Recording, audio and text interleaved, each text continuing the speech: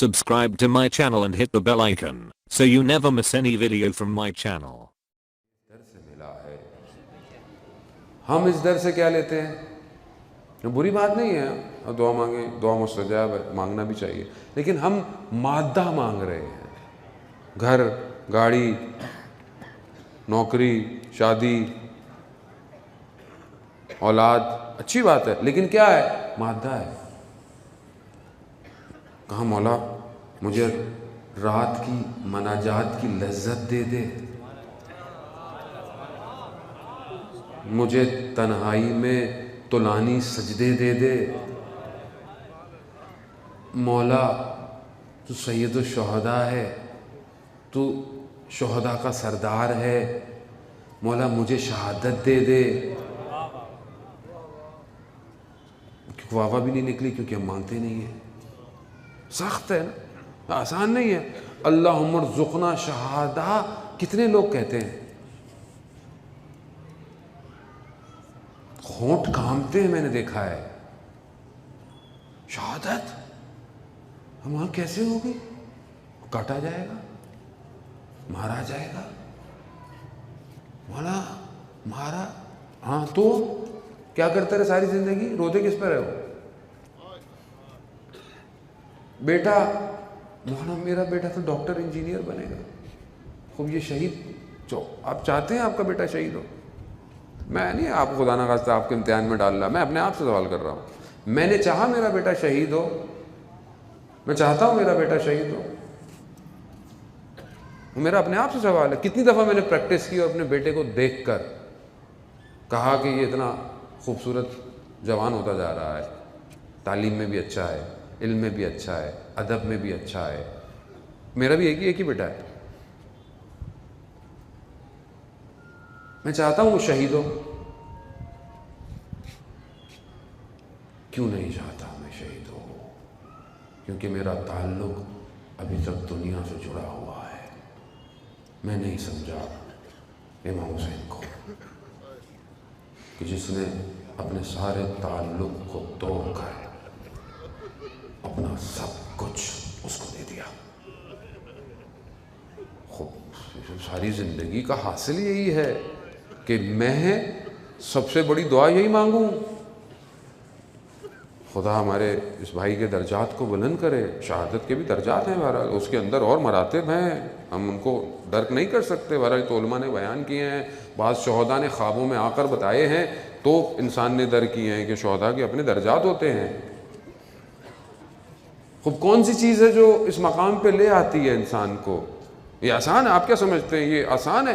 مطلب ذہن میں آتا رہا.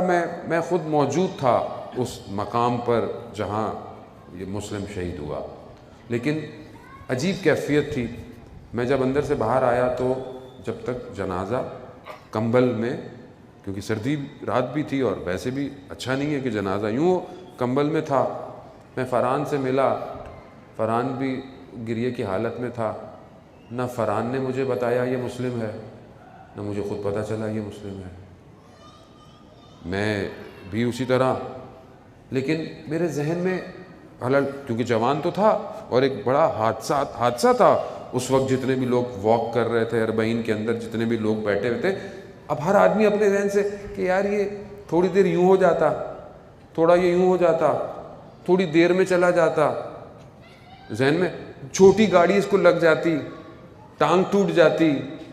ذہن خوب ایسے ہی ہے نا، ذہن سوچ رہا ہے. وہ ذہن کیوں سوچ رہا ہے؟ کیونکہ خود اس کو نہیں پتا. ہم اپنی مادیت کے حساب سے سوچ رہے ہیں اور وہ اس مقام سے ہمیں دیکھ رہا ہوگا کہ تم کیسے عجیب لوگ ہو. میں کن مقامات کو طے کر رہا ہوں اور تم ابھی تک یہ سوچ رہے ہو کہ میں دیر سے آتا، میں جلدی نکل جاتا، بس نہ کھڑی ہوتی، سامان نہ ہوتا. میں مادے میں ہوں، وہ کسی اور عالم میں ہے. میں نہیں سمجھ سکتا. میں عزیزان مطلب میں یقین کریں اس بات کو نہیں سمجھ سکتا. میں نظام گنجوی کو پڑھ رہا تھا، اس نے ایک چیپٹر میں بولا کہ مجنو جو کیس تھا، جو خود ایک شہزادہ تھا، ایک ہی بیٹا تھا اپنے باپ کا. حالت کیا ہوئی مجنو کی؟ باپ جب بوڑھا ہوا، جب اس کو خیال آیا کہ میں مر رہا ہوں، میرا کوئی وارث نہیں ہے، یہ میری دولت، میرا نام، یہ کس پہ جائے گا؟ تو اس نے مجنوں کو ڈھونڈا، جہاں پہنچتا تھا خرابہ، خراب جگہ، کہا یہاں تھا، آگے چلا گیا، یہاں تھا، آگے، آخر میں ایک مقام پہ پہنچا کہ جہاں پر صرف گندگی تھی۔ کیا دیکھا؟ خاک میں لپٹا پڑا ہوا ہے ایک ہی بیٹا۔ بیٹے کو دیکھا، اس کو اٹھایا، رونے لگ گیا، گریا کرنے لگ گیا۔ بیٹے نے آنکھیں کھولی، کہا کون ہے؟ کہا نہیں پہچانے، یعنی باپ کو نہیں پہچانے۔ جب اس نے بولا تو آنکھیں کھولی، دونوں رونے لگ گئے۔ بس میں آپ کو مفہوم اگر میں منتقل کر سکا، باپ نے بولا دیکھو میری زندگی ختم ہو رہی ہے، واپس آ جاؤ، اس زندگی میں کچھ نہیں رکھا، کس کے پیچھے دوڑ رہے ہو؟ کس عشق کے پیچھے دوڑ رہے ہو؟ کیا حالت کر لی ہے؟ تمہاری ماں تمہارے انتظار میں بوڑھی ہو گئی ہے، میں بھی کچھ سالوں میں مر جاؤں گا۔ اس کے ذہن میں خیال آیا کہ میں چلو کچھ سال اپنے باپ کے کہنے پہ چلا جاتا ہوں، یہ بوڑھا ہو گیا، دنیا چلا جائے گا، میں واپس دوبارہ اپنی زندگی میں آ جاؤں گا۔ لیکن اس نے جواب کیا دیا؟ اس نے کہا کہ میں آپ کے ساتھ نہیں جا سکتا، کیونکہ آپ میرے عشق کو نہیں سمجھ سکتے وہ کیا ہے۔ یعنی اگر آپ بھی ہوتے اس جگہ پہ تو آپ یہی کہتے کہ بھائی مجنوں تھوڑا ہوش کرو، باپ قبر میں ہے، چلے جاؤ۔ مگر میں اس عشق کو نہیں سمجھ پایا کہ جس عشق کی خاطر مجنوں در بدر ہوا ہے وہ کیا عشق ہے۔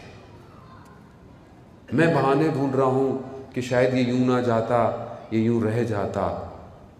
وہ کہہ رہا تھا میں تو ساری زندگی تمنا اس کی کرتا تھا کہ میں کربلا جاؤں اور واپس نہ آؤں۔